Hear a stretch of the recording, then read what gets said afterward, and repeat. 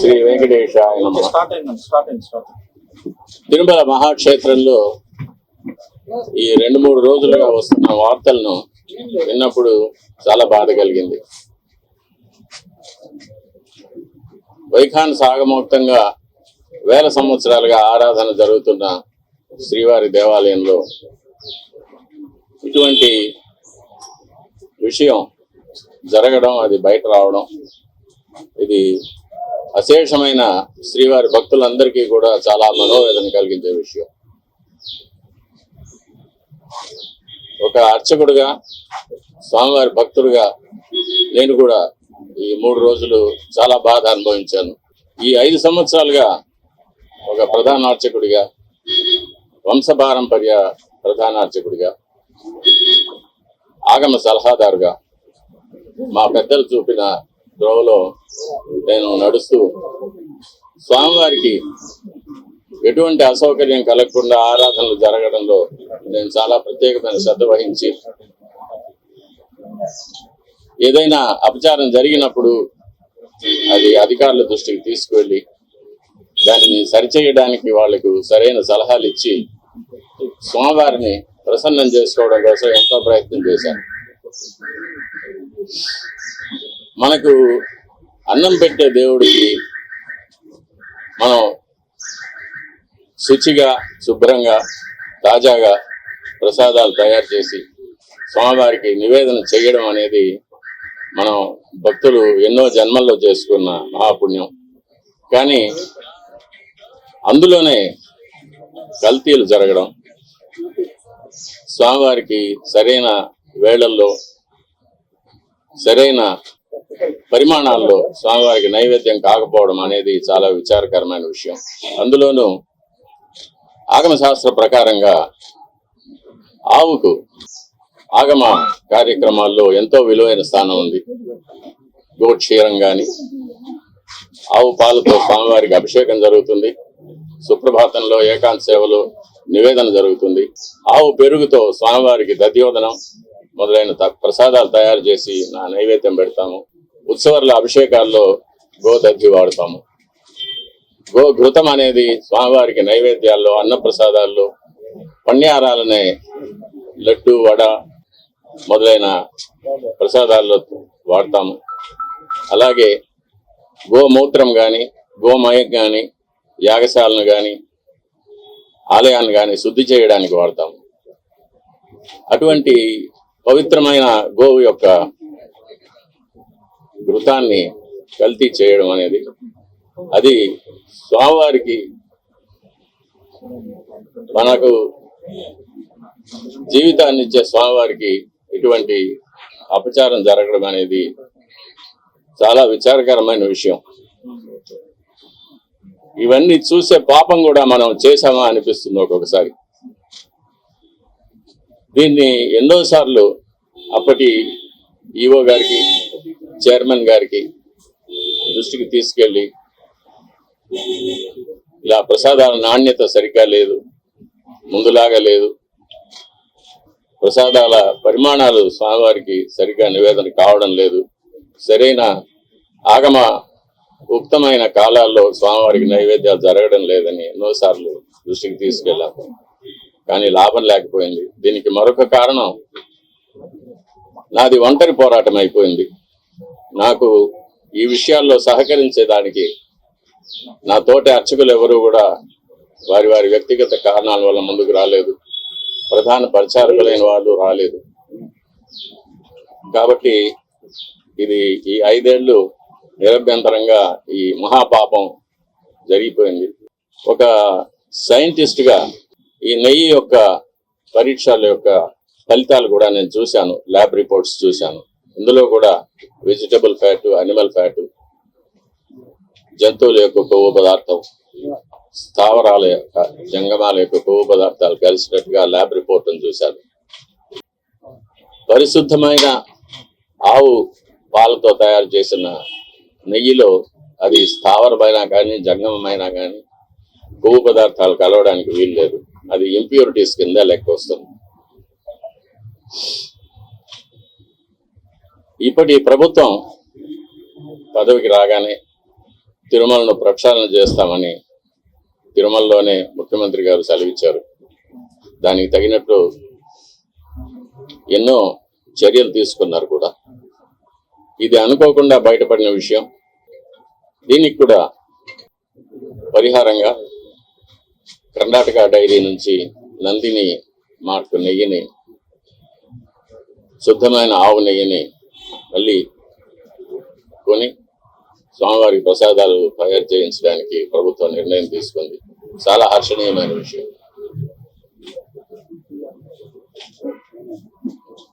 ఈ విషయంలో ముఖ్యమంత్రి గారికి విన్నపం, స్వామివారి మీద విశేషమైన భక్తి ఉన్నవారికి, ఆగమ శాస్త్రం మీద, మన సాంప్రదాయాల మీద గౌరవం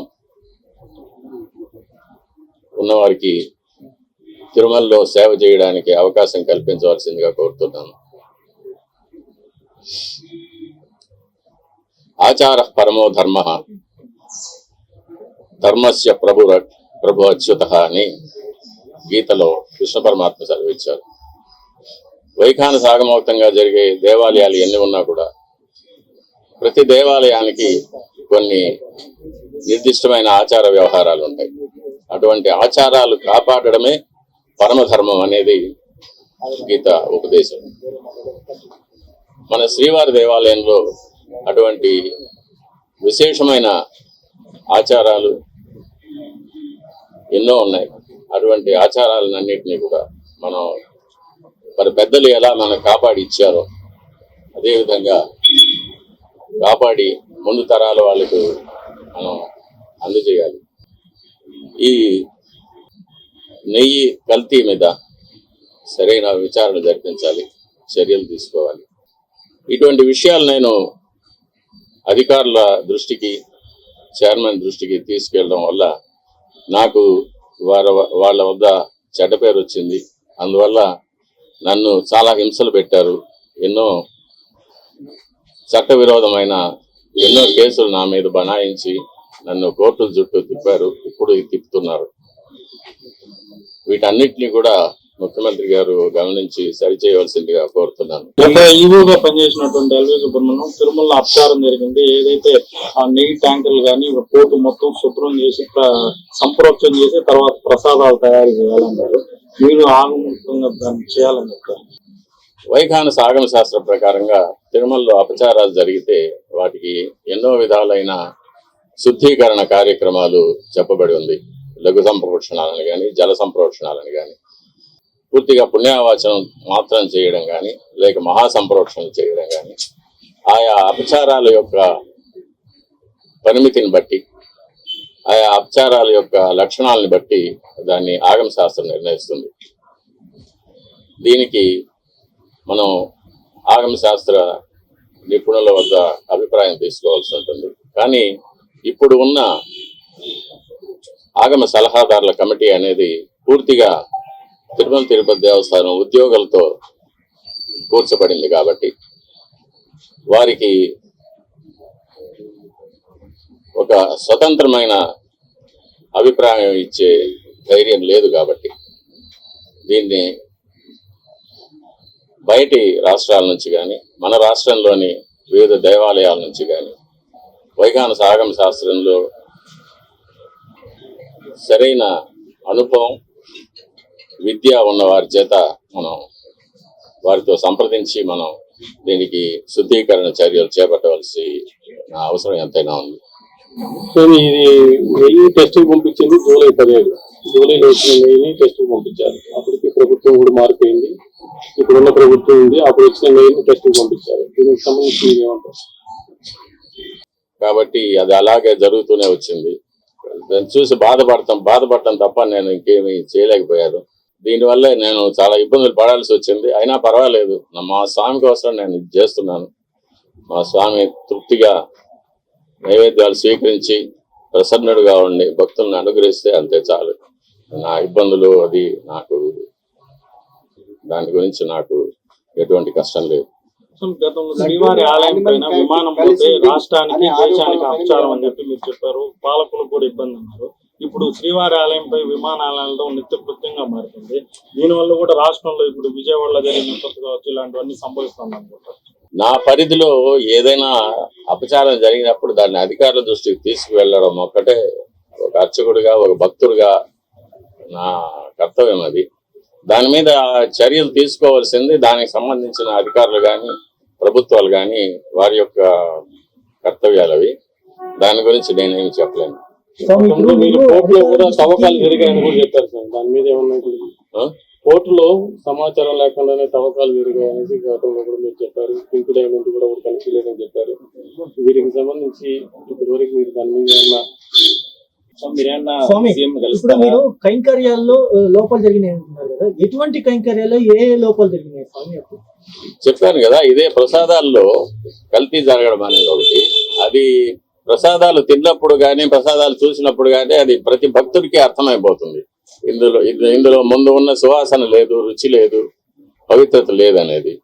అలాగే అన్న ప్రసాదాల్లో కూడా ఈ కల్తీ నెయ్యి వాడి పొంగలు, చక్కెర పొంగలి, సీర మొదలైన వాటిలో కూడా ఇది కలిపి ఉన్నారు. ఇది స్వామివారికి మా చేతులతోనే నైవేద్యం చేయవలసిన దురదృష్టం కూడా మాకు ఏర్పడింది. అది కాకుండా నైవేద్యాలు జరగడానికి స్వామివారికి ఏ ఏ వేళల్లో నైవేద్యాలు చేయాలనేది ఆగమ శాస్త్రం నిర్ణయిస్తుంది. దాని ప్రకారం కూడా ఒక్కొక్కసారి జరగడం లేదు. నైవేద్యం చేయవలసిన సమయాన్ని కూడా కుంచి 10 నిమిషాల్లో అయిపోవాలి, 15 నిమిషాల్లో అయిపోవాలి అనేది అర్చకుల మీద ఒక ప్రెషర్ పెట్టడం, త్వరగా ముగించమని చెప్పి వాళ్ళని తరమడం, ఇవన్నీ కూడా జరుగుతూ ఉన్నాయి. ఇవన్నీ కూడా స్వామివారికి జరిగే అపచారాల కిందకే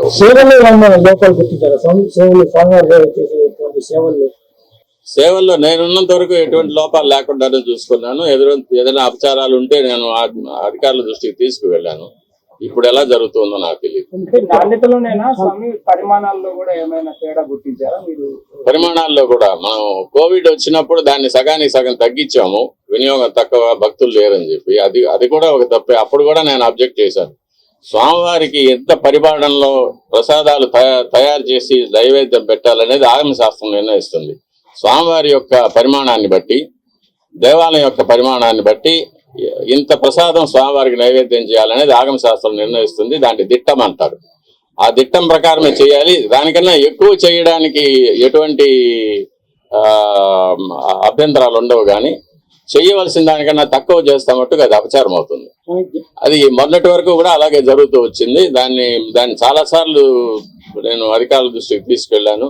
ఈఓ గారు దాని మీద స్పందించలేదు. అది అలాగే జరుగుతూనే ఉండింది. ఇప్పుడు ప్రభుత్వం స్పందించి స్వామివారికి ప్రసాదాలు అనేకంగా తయారు చేసి, నాకు తెలిసినంత వరకు మేము కైంకర్యం చేసేటప్పుడు గరుడ సేవ నాడు బంగారు వాకిలి వరకు సుమారుగా ఒక 100 గంగాళాలు ప్రసాదం నైవేద్యం పెట్టేవాళ్ళం. కాబట్టి దానికి అప్పర్ లిమిట్ అనేది లేదు. ఇంతకన్నా ఎక్కువ చేయకూడదు అనేది ఎప్పుడు లేదు. కానీ తక్కువ చేయడం మట్టుకు అపచారం అవుతుంది. దాన్ని ప్రభుత్వం దృష్టికి తీసుకెళ్తున్నాము. అది దిట్టం ప్రకారం స్వామివారికి ఏ ఏ వేళల్లో ఎంత ప్రసాదం నైవేద్యం చేయాలనేది దాన్ని తయారు చేసి శుచిగా, శుభ్రంగా, తాజాగా తయారు చేసి స్వామివారికి నైవేద్యం పెడితే స్వామి ఎప్పుడు ప్రసన్నులు అవుతారో అప్పుడు భక్తులకు అందరికీ కూడా మంచి జరుగుతుంది. రాష్ట్రము, దేశం సుభిక్షంగా ఉంటుంది. ఎట్లాగైతే సూర్యుడు తన కిరణాలతో నీటిని ఆవిరిగా తీసుకొని వర్షంగా మనకి ఇస్తాడో, అలాగే మనం నైవేద్యం పెట్టే ప్రసాదాల నుంచి సారాన్ని భగవంతుడు గ్రహించి మనకు అనుగ్రహంగా వరాలుగా ఇస్తారని చెప్పేది ఆగమ శాస్త్రంలో చెప్పబడిన సమాచారం అది. కాబట్టి మనం పూర్తి నమ్మకంతో భగవంతుడు అక్కడ ఏం చేసి ఉన్నారు, ఆయనకు మనం భక్తితో నైవేద్యం పెడుతున్నాము, ఇది మన అదృష్టమని తలుచుకుంటూ స్వామివారికి మనం నైవేద్యం పెట్టినప్పుడు స్వామివారు తప్పకుండా స్వీకరిస్తారు.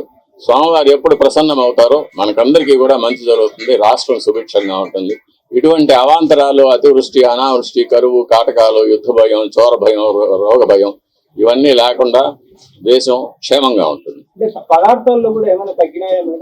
మార్పు చేశారు స్వామివారికి సమర్పించే నైవేద్యాలు, అదే దిట్టం తగ్గించారు.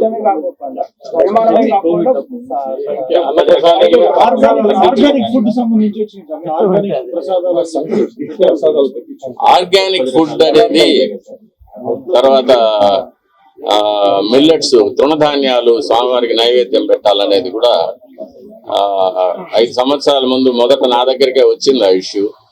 అతను తయారు చేసి అతను పండించే అతనే నా దగ్గరికి వచ్చాడు, ఇవి స్వామివారికి నైవేద్యం పెట్టాలంటే నేను చెప్పాను, అయ్యా 100 సంవత్సరాలుగా వస్తున్న ఆచారాన్ని మార్చడానికి వీలు లేదు. అందులో స్వామివారికి బెస్ట్ ఆఫ్ ద బెస్ట్, ఉత్తమోత్తమైనది అది బియ్యం కానీ, నెయ్యి కానీ, బెల్లం కానీ, జీడిపప్పులు కానీ, బాదం పప్పులు కానీ, ఏవైనా సరే మనం ఉత్తమోత్తమైనవి తయారు చేసి స్వామివారికి నైవేద్యం చేయాలి. ఇటువంటి స్వామివారి మీద ఒక ఎక్స్పెరిమెంట్ చేయడం, స్వామివారికి తృణధాన్యాలు నైవేద్యం పెట్టడం, స్వామివారికి ఆర్గానిక్ ఫుడ్ నైవేద్యం పెట్టడం అనేది శాస్త్రం ఒప్పుకోదు. ఇది అందుకే ఆచార పరమో ధర్మ అన్నారు. ఆచారం ఎలా వస్తా ఉందో దాన్ని మనం కాపాడి దాని ప్రకారమే మనం నడుచుకోవాలి. కాబట్టి ఈ మార్పుకు నేను ఒప్పుకొని చెప్పాను అప్పుడే. అది కూడా మార్చాలి. అది కూడా మార్చి ముందు ఎలా జరుగుతుండదో, 5 ఏళ్ల ముందు ఎలా జరుగుతుండదో అలాగే ఆ పద్ధతికే తీసుకున్నాం. అంటే ఇప్పుడు లడ్డు ఆ నెయ్యి వాడారు, స్వామివారి అన్నప్రసాదం కూడా అదే నెయ్యి వాడారా? అదే నెయ్యేవాడు. స్వామి ఒక నిమిషం, ఎప్పుడు అంటే సీఎం గారిని కలుస్తారా? అంటే గతంలో మీరు స్వామికి సంబంధించి పోరాటాలు చేశారు, ఇబ్బందులు పడ్డారు, మీరే చెప్తున్నారు.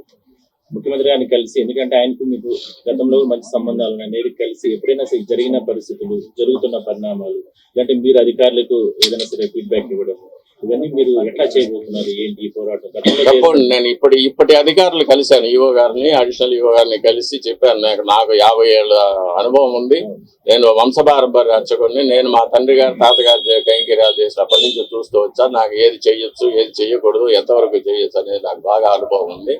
కాబట్టి నాకు అవకాశం ఇస్తే ఈ పాడైపోయిన అర్చక వ్యవస్థని, ఆలయ వ్యవస్థని రెండింటినీ కూడా నేను పాత పద్ధతికి నేను తీసుకురాగలనని చెప్పాను. ముఖ్యమంత్రి గారిని కూడా కలవడానికి ప్రయత్నం చేస్తున్నాను. ముఖ్యమంత్రి గారిని కూడా కలిసి నేను ముందుగా వారు ప్రభుత్వానికి రావడానికి శుభాకాంక్షలు చెప్పిన తర్వాత, ఇలా ఆలయంలో ఇలా జరిగింది 5 ఏళ్లుగా ఇటువంటి, అంటే కొన్ని విషయాలు ఎవరికి తెలియదు కూడా, అటువంటి విషయాలు కొన్ని అపచారాలు జరిగినవన్నీ కూడా చెప్పి వీటిని సరిదిద్దడానికి నాకు ఒక అవకాశం ఇవ్వాల్సిందని చెప్పి రిక్వెస్ట్ చేస్తాను. తప్పకుండా ముఖ్యమంత్రి గారు దీన్ని పరిశీలిస్తారని నమ్మకం నాకు. మీరు 50 ఏళ్ళుగా పనిచేస్తున్నారని చెప్పారు స్వామి, ఇంతవరకు ఇటువంటి ఘటనలు ఇప్పుడు చోటు చేసుకోలేదా? ఎప్పుడు లేదు. ఎప్పుడు స్వామివారి ప్రసాదాల్లో కల్తీ జరగడం అనేది ఇంతవరకు నాకు తెలిసి ఎప్పుడు ఈ 50 ఏళ్ల అనుభవంలో ఎప్పుడు జరగలేదు. ఎప్పుడైనా కూడా నేను చిన్నప్పుడు కూడా తిరుమలకి వస్తే స్వామివారి దేవాలయం చుట్టూ నెయ్యి గమగమలు ఎప్పుడు ఉండేది. నెయ్యి ప్రసాదం చేతితో తీసుకుంటే నెయ్యి అలా కారిపోతూ ఉండేది చేతి నుంచి, అంత రుచిగా అమృతం లాగా ఉండేది ప్రసాదాలు కానీ, పన్యారాలు కానీ. సమృద్ధిగా భక్తులకు అందరికీ సమృద్ధిగా ప్రసాదాలు పంచేవాళ్ళం. ఇప్పుడు అది కూడా లేదు. ఉదయం ఒక గంట సేపు అన్న ప్రసాదాలు వస్తాయి, తర్వాత లడ్లో ఏదో పంచేస్తూ ఉన్నారు. అన్న ప్రసాదాలు భక్తులకు అందరికీ కూడా చేరడం లేదు. కాబట్టి అన్న ప్రసాదాలు సమృద్ధిగా తయారు చేసి స్వామివారికి నైవేద్యం చేసి భక్తులందరికీ కూడా రోజంతా కూడా స్వామివారి అన్న ప్రసాదాలు చేరేటట్టుగా మనం. ఇప్పుడు మీరు నూతన ఈవో, అడిషనల్ ఈవో కలిసానన్నారు కదా, వాళ్ళ దృష్టికి తీసుకెళ్లారా? ఈ అన్న ప్రసాదాలు పెట్టాన్ని పెంచాలా, భక్తులందరూ కూడా కంప్లీట్ చేయాలి. అన్న ప్రసాదాల విషయంలో కొలతలు తగ్గిపోయాయని చెప్పాను. చేసే సమయాలు మార్చేశారు, ఇష్టంగా ఆగమ శాస్త్ర ప్రకారంగా జరగడం లేదనేది చెప్పాను నేను. అవి కూడా గత కొంతకాలంగా స్వామివారి సేవకు దూరంగా ఉన్నారు, తిరిగి స్వామివారి సేవకు ఎప్పుడు వస్తారు అనుకుంటున్నారు? అలాంటి అవకాశం ఉందని అది నా మీద బలాయించిన అబద్ధపు కేసులు ఈ ప్రభుత్వం కనుక తీసివేస్తే నేను స్వామివారి కైంకర్యానికి తప్పకుండా వస్తాను. నన్ను ఈ వయసులో బాధ పెట్టడం అనేది వాళ్ళకి కూడా క్షేమం కాదు. ఆ ప్రభుత్వానికి, ఈ ప్రభుత్వం ముఖ్యమంత్రి గారు చెప్పారు, ఆ ప్రభుత్వంలో బనాయించిన తప్పుడు కేసులన్నింటినీ కూడా నేను తీసివేసి అందరికీ రిలీఫ్ కలిగిస్తాననేది, అందులో భాగంగా నాకు కూడా ఒక విముక్తి కలుగుతుందని నేను నమ్ముతున్నాను. ఇట్లా బహిరంగంగా చేయడం ద్వారా, అంతర్గతంగా విచారణ చేసి జరుగుతున్న లోపాలను సరిచేయకుండా బహిరంగపరచడం ద్వారా స్వామివారి మీద ఉన్న భక్తి, అదేవిధంగా విశ్వాసం సన్నగిల్లేందుకు కానీ హిందూ భావాలు దెబ్బతినేందుకు కానీ అవకాశం లేదండి. అంటే నేను అధికారుల దృష్టికి తీసుకుపోవడం వరకే నా బాధ్యత. అది దాని మీద చర్యలు తీసుకోవడము, ఎటువంటి చర్యలు తీసుకోవాలనేది వాళ్ళు నిర్ణయించుకుంటారు, వాళ్ళ కారణాలు, నాకు సంబంధం లేదు. నాకు మా స్వామివారి తృప్తిగా జరగాలి, స్వామివారి సంతోషంగా ఉండాలి, అందువల్ల భక్తులందరూ కూడా అనుగ్రహించబడాలి. అదొక్కటే నా యొక్క దృష్టి. మిగతా వాటి గురించి నాకు సంబంధం. కానీ నెయ్యి విషయంలో గత పాలక మండలిపైన అధికారులు తెలిసి ఇటువంటి పనులు చేశారని మరి వాళ్ళకి తెలిసి అన్ని జరుగుతున్నాయి. ఎందుకంటే నెయ్యి అనేది చాలా పెద్ద పరిమాణంలో, చాలా పెద్ద కొలతల్లో మనం పర్చేస్ చేయాల్సి ఉంటుంది. చాలా పెద్ద విషయం, కొన్ని కోట్ల రూపాయల విషయం కాబట్టి అందరి దృష్టి, అధికారుల దృష్టికి తెలిసే జరిగి ఉంటుంది. ఎలాంటి నెయ్యి తీసుకోవాలనేది ఇక్కడ అధికారులు నిర్ణయిస్తారు, వాళ్ళే నిర్ణయిస్తారు. ఆ వెలలు పట్టీలు చూసో, కొటేషన్ చూసో వాళ్ళు నిర్ణయించి, వాళ్ళు దాని పూర్వాపరాలు తెలుసుకొని వాళ్ళు నిర్ణయిస్తారు. కాబట్టి బాధ్యత అంతా వాళ్ళే. టీటీడీలో కూడా వచ్చిన ప్రతి దాన్ని కూడా టెస్ట్ చేసే ల్యాబ్ ఉంది, దాంట్లో చెక్ చేసిన తర్వాతే ఇవన్నీ కూడా తీసుకుంటారు. లేదంటే రిటర్న్ పంపించే ఆచారం ఎప్పటి నుంచే ఉంది. అంటే గత ప్రభుత్వం కానీ అంతకుముందు ప్రభుత్వాలు కానీ ఇవేం పట్టించుకోకుండా వచ్చినవన్నీ తీసుకుంటున్నారు. ఏమో ఆ శాంపుల్స్ లో కూడా ఏదైనా గోల్మాల్ జరిగి ఉండొచ్చు. పరీక్షకు వచ్చే నెయ్యి మంచి నెయ్యి పంపించి యాక్చువల్ గా సప్లై చేసే నెయ్యి వేరే క్వాలిటీ పంపించవచ్చు. అంత అధికారుల పరిధిలోనే జరుగుతాయి. ఇప్పుడు ల్యాబ్ ఉండాలి, ల్యాబ్ ఇంతకే పెట్టి పరీక్షిస్తే సరిపోతుంది. ఇక్కడికి టన్నులు కొద్ది లారీలు వస్తుంటే అన్నిటినీ పరీక్షించేదానికి ఉండదు. ల్యాబ్ ని కిందకి దించి ఇబ్బంది ఏమైనా ఉంటుందా సార్? అది ఒకటి. దీనికి అన్నిటికీ కూడా మళ్ళీ మనం వెనక్కి వెళ్లాల్సి వస్తుంది. చిత్తశుద్ధి అనేది ఉండాలి. నిజమైన భక్తులు అధికారులుగా ఉండి, అన్ని చోట్ల స్వామివారి భక్తులుగా ఉండి, స్వామివారికి బాగా కైంకర్యాలు జరగాలని, నైవేద్యాలు జరగాలనే ఒక మంచి సామాజిక దృష్టి ఉంటే ఇటువంటి తప్పులు జరగడానికి వీలుండదు. మనం ప్రతి ఒక బాగా అన్నానికి ఒక మెతుకు పదం, ఒక మెతుకు పట్టి చూస్తే అన్నం సరిగ్గా ఉందా లేదా తెలిసిపోతుంది కదా. అలాగే శాంపుల్స్ నేను ల్యాబ్ లో చేశాను కదా, పిహెచ్డి ల్యాబ్ లోనే చేశాను. శాంపుల్స్ అంటే ప్రతి 10 లీటర్ల ద్రవం ఉంటే 10 లీటర్ల ద్రవాన్ని టెస్ట్ చేయలేం కదా. ఒక 1 ml 2 ml తీసుకొని టెస్ట్ చేసుకుంటాం, దాన్నే మనం ఆపాదించుకుంటాం. కాబట్టి ఆ టెస్ట్ చేసే దాంట్లో ఒక నిబద్ధత ఉండాలి, నియంత్రణ ఉండాలి. అధికారులకు ఒక సామాజిక దృష్టి, ఒక ఆధ్యాత్మిక చింతన, ఒక సనాతన ధర్మం మీద ఒక నమ్మకం, దేవుడి మీద ఒక నమ్మకం, స్వామివారికి అన్ని బాగా జరిపించాలి. ఆయన మనకు జీతం ఇచ్చి, మనకు ఇల్లు బంగళాలు ఇచ్చి, కార్లు ఇచ్చి మనల్ని ఉద్యోగానికి పెట్టుకున్నాడు కాబట్టి దానికి న్యాయం చేయాలి. మనం స్వామివారికి మంచి చేయాలనే దృష్టి ఉండాలి. అది ఉంటే ఇవంతా జరిగేది కాదు. ఈ ప్రసాదాల మీద ఏమైనా స్పందించారా? లేకపోతే ఇట్లాంటివి ఏమైనా మీ దృష్టి కూడా వచ్చారా? ఈ ప్రసాదాలు నా దృష్టికి వచ్చింది, నేను అధికారుల దృష్టికి తీసుకెళ్లాను, కానీ వీళ్ళెవరూ నాకు సహకరించలేదు. అంటే ఈ రిపోర్ట్ స్పందించారు. ఇప్పుడు ఇంతకుముందు నుంచి 5 నుంచి కూడా నాణ్యత తగ్గిందని మీకు తెలుస్తా ఉంది అని చెప్పాను. నేను దృష్టికి తీసుకెళ్లాను, ఈవో గారికి, చైర్మన్ గారికి దృష్టికి తీసుకెళ్లి చెప్పాను. మెకానిజం కూడా కేవలం నెయ్యి మాత్రమే కల్తీ అని చెప్పేసి అనుకుంటున్నారా?